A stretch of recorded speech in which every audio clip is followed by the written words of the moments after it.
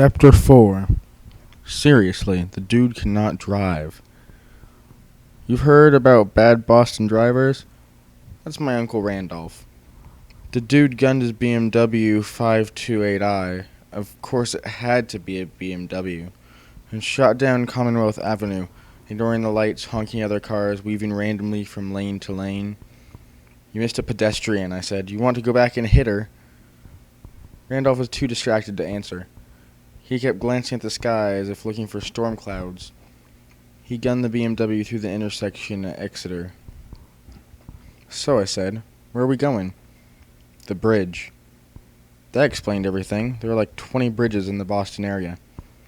I ran my hand along the heated leather seat. It had been maybe 6 months since I were in a car. The last time it had been a social worker's Toyota. Before that, a police cruiser. Both times I'd used a fake name.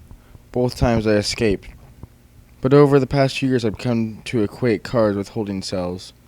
I wasn't sure my luck had changed any today. I waited for Randolph to answer any of the nagging little questions I had, like, oh, who's my dad? Who murdered my mom? How did you lose your wife and kids? Are you presently hallucinating? Did you really have to wear that clove-scented cologne? But he was too busy causing traffic havoc. Finally, just to make small talk, I asked, so who's trying to kill me? He turned right on Arlington. We skirted the public garden past the equestrian statue of George Washington, the rows of gaslight lampposts and snow-covered hedges. I was tempted to bail out of the car, run back to the swan pond, and hide in my sleeping bag. Magnus, said Randolph, I've made my life's work studying the Norse exploration of North America. Wow, thanks, I said. That really answered my question. Suddenly, Randolph did remind me of my mom. He gave me the same exasperated scowl, the same look over the top of his glasses like, please, kid, cut the sarcasm. The same similarity made my chest ache. Fine, I said, I'll humor you. Norse exploration. You mean the Vikings? Randolph winced. Well, Viking means raider. It's more of a job description. Not all Norse people were Vikings. But yes, those guys. The statue of Leif Erikson. Does that mean the Vikings, the Norse discovered Boston? I thought the Pilgrims did that. I could give you a 3-hour lecture on the topic alone. Please don't. Suffice it to say, the Norse explored North America and even built settlements around the year 1000, almost 500 years before Christopher Columbus. Scholars agree on that. That's a relief. I hate it when scholars disagree. But no one is sure how far south the Norse sailed. Did they make it to what is now the United States? The statue of Leif Erikson, that was the pet project of a wishful thinker in the 1800s, a man named Eben Harsford. He was convinced that Boston was the lost Norse settlement of Norumbega, their farthest point of exploration. He had an instinct, a gut feeling, but no real proof. Most historians wrote him off as a crackpot. He looked at me meaningfully. Let me guess. You don't think he's a crackpot? I resisted the urge to say, takes one to believe one. There's maps on my desk, Randolph said. They are the proof. My colleagues call them forgeries, but they're not. I staked my reputation on it. And that's why you got fired from Harvard, I thought. The Norse explorers did make it this far, he continued. They were searching for something, and they found it here. One of their ships sank nearby. For years, I thought the shipwreck was in Massachusetts Bay. But I sacrificed everything to find it. I bought my own boat, took my wife, my children on expeditions. The last time, his voice broke. The storm came out of nowhere. The fires. He didn't seem anxious to share more, but I got the general idea. He lost his family at sea.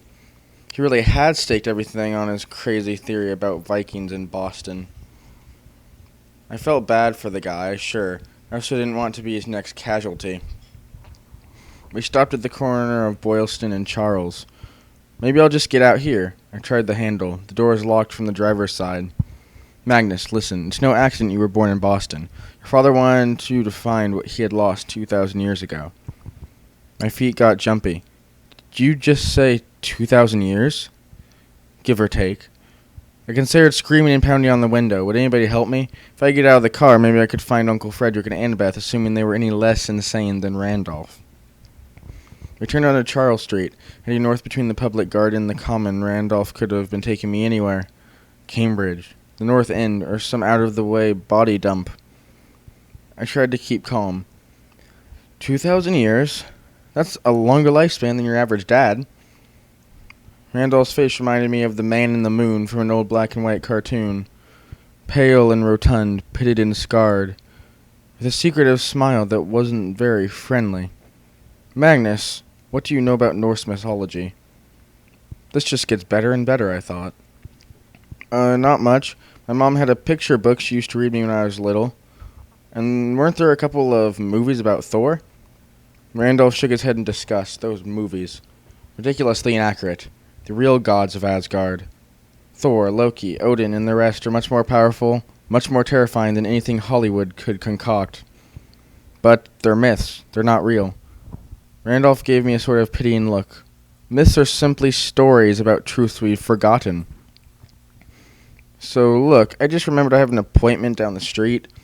A millennium ago, Norse explorers came to this land. Randolph drove us past the Cheers bar on Beacon Street, where bundled-up tourists were taking photos of themselves in front of the sign. I spotted a crumpled flyer skittering across the sidewalk. It had the word missing and an old picture of me. One of the tourists stepped on it. The captain of these explorers, Randolph continued, was a son of the god Skirnir. A son of a god. Really, anywhere around here is good. I can walk. This man carried a very special item, Randolph said. Something that once belonged to your father.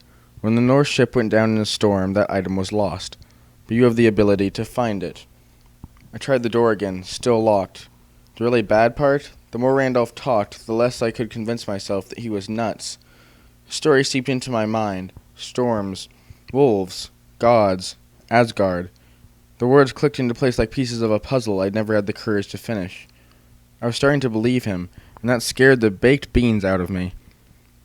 Randolph whipped around the access road for Storrow Drive. He parked at the meter on Cambridge Street. To the north, past the elevated tracks of the Mass General T station, rose the stone towers of the Longfellow Bridge. That's where we're going, I asked. Randolph fished for quarters in his cup holder. All these years, it was so much closer than I realized. I just needed you. I'm definitely feeling the love. You are 16 today. Randolph's eyes danced with the excitement. The perfect day for you to reclaim your birthright. But it's also what your enemies have been waiting for. We have to find it first. But trust me a little while longer, Magnus. Once we have the weapon... Weapon? Now my birthright is a weapon?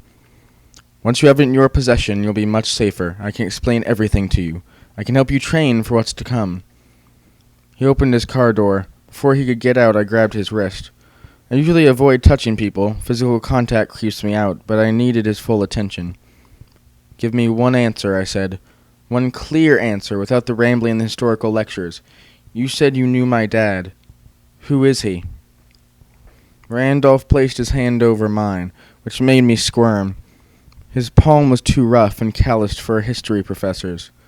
On my life, Magnus, I swear this is the truth. Your father is a Norse god. Now hurry, we're in a 20-minute parking spot.